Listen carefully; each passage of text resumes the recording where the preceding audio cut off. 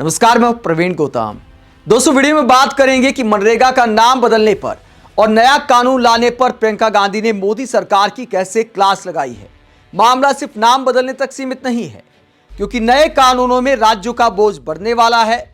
जो मनरेगा में ज्यादातर हिस्सा केंद्र सरकार से आता था, अब राज्य सरकारों को भी अच्छा खासा पैसा देना पड़ेगा। इसके अलावा केंद्र सरकार की मनमानी इस पूरे कानून पर कैसे चल सकती है और नए कानून को लेकर प्रियंका गांधी ने क्या सवाल उठाए हैं, संसद में प्रियंका क्या कहती है, जरा सुनिए। जमीनी परिस्थितियों पर आधारित होता है। आदरणीय अध्यक्ष महोदय जी, मैं नियम 72(1) के तहत इस विधेयक को पुनर्स्थापित करने पर अपनी सख्त आपत्ति दर्ज करना चाहती हूँ। आदरणीय अध्यक्ष महोदय जी, मैं नियम 72(1) के तहत इस विधेयक को पुनर्स्थापित करने पर अपनी सख्त आपत्ति दर्ज करना चाहती हूँ।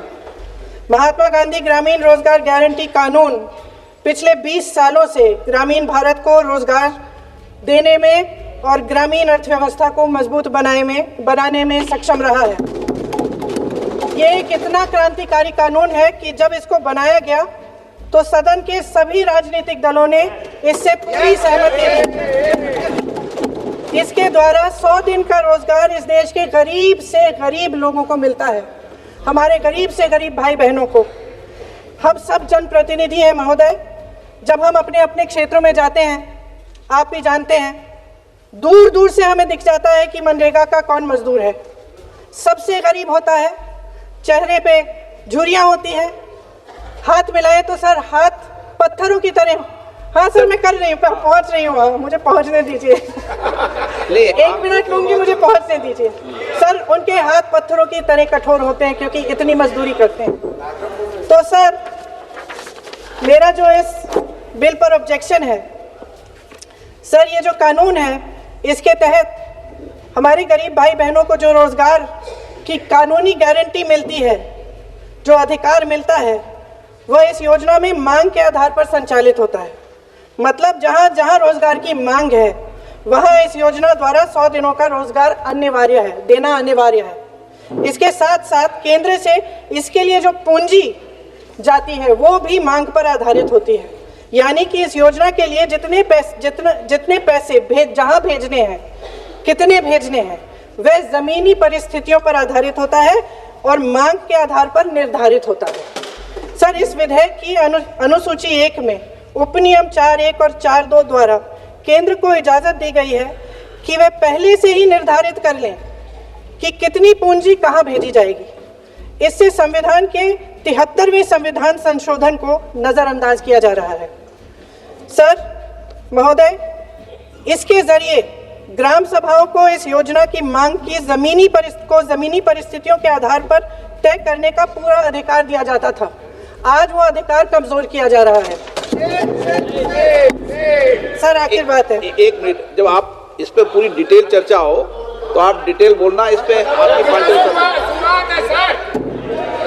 शुरुआत है। सर, जो हमारे संविधान की जो मूल भावना है कि हर एक व्यक्ति के हाथों में शक्ति होनी चाहिए, वही मूल भावना पंचायती राज में है। और उस मूल भावना के विरोध है ये जो अधिनियम जो ये विधेयक आ रहा है। सर, इस विधेयक के जो प्रबंधन है, जिससे रोजगार का जो अधिकार है, कानूनी अधिकार है, वो कमजोर हो रहा है, वो हमारे संविधान के विपरीत है। सर, ये हमारे इसी सदन ने ये कानून बनाया और इसी सदन ने ये अधिकार जनता को दिया है। ओके। सर, एक और है। सर, महात्मा गांधी मनरेगा में 90% अनुदान केंद्र से आता था। इस विधेयक द्वारा ज्यादातर प्रदेशों में अब 60% आएगा। इसको घटाया गया है। ओके।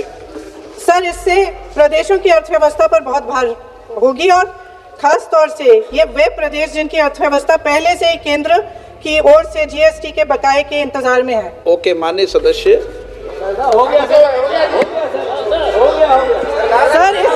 सर, इस विधेयक द्वारा केंद्र का नियंत्रण बढ़ाया जा रहा है और जिम्मेदारी घटाई जा रही है।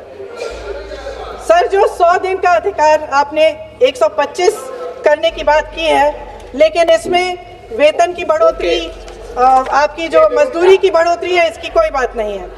माननीय सदस्यों, सर ये सही बात है कि अभी तक जो बकाया है वो ही पूरा नहीं हुआ है। माननीय सदस्यगणों, मैं आपसे सर आग्रह आखिरी बात ये है सर कि हर योजना का नाम बदलने की जो सनक है ये समझ में नहीं आती है।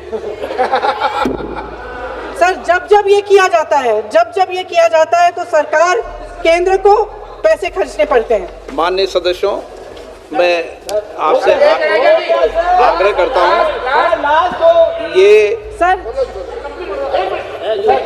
आप पोस्टर रख दो नीचे। मैं ये रख दूं? नहीं, आप पीछे वाले माननीय सदस्य, आप 72 में नियम में विरोध कर दें आप। सर आखिरी पॉइंट है कि बिना चर्चा के, बिना इस सदन की सलाह लिए इस तरह से जल्दी में विधेयक को पास नहीं होना चाहिए। सर ये विधेयक वापस लिया जाना चाहिए। इसके बदले में सरकार को एक नया विधेयक पेश करना चाहिए। खत्म करूं, महात्मा गांधी जी मेरे परिवार के नहीं थे, लेकिन मेरे परिवार जैसे ही हैं और इस पूरे देश की यही भावना है सर। सर इस पूरे देश की यही भावना है। माननीय सर आखिरी बात यह है कि गहन जांच पड़ताल और व्यापक चर्चा के लिए इसे कम से कम स्थायी समिति के पास भेजा जाना चाहिए और कोई विधायक किसी की निजी महत्वाकांक्षा, सनक और पूर्वाग्रहों के आधार पर न तो पेश होना चाहिए और न ही पास होना चाहिए। तो प्रियंका गांधी ने इसे एक तरह से मोदी सरकार की सनक बताया है, जो नाम बदलने की राजनीति होती है।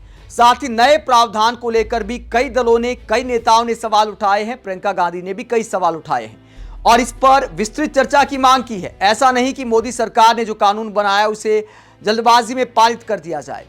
इस कानून को लेकर कई तरह के सवाल, कई तरह की चिंताएं जाहिर की जा रही हैं। और पश्चिम बंगाल की बात करें तो नाम बदलने को लेकर भी राजनीति शुरू हो गई है। महात्मा गांधी का नाम हटाने को लेकर टीएमसी वाले कहते हैं कि बंगाल के महापुरुष गुरुदेव रविंद्रनाथ टैगोर ने महात्मा की उपाधि दी थी महात्मा गांधी को, और उनके नाम पर बनी योजना का नाम बदलना रविंद्रनाथ टैगोर का अपमान है। इस तरह की राजनीति भी बंगाल में शुरू हो गई है। लेकिन दोस्तों सवाल यह उठता है कि नाम बदलने से आखिरकार हासिल क्या होता है। एक तरफ पीएम मोदी महात्मा गांधी के रास्ते पर चलने की बात करते हैं, दूसरी तरफ महात्मा गांधी के नाम से बनी योजना से महात्मा गांधी का नाम ही हटा दिया। यह आखिरकार किस तरह की राजनीति है? अगर बिल में कुछ बदलाव करने थे तो नाम बदलने की आखिरकार क्या जरूरत थी? आप इस पूरे मसले को लेकर क्या सोचते हैं? कमेंट बॉक्स में अपनी राय जरूर दें। साथ ही चैनल को सब्सक्राइब भी करें। नमस्कार।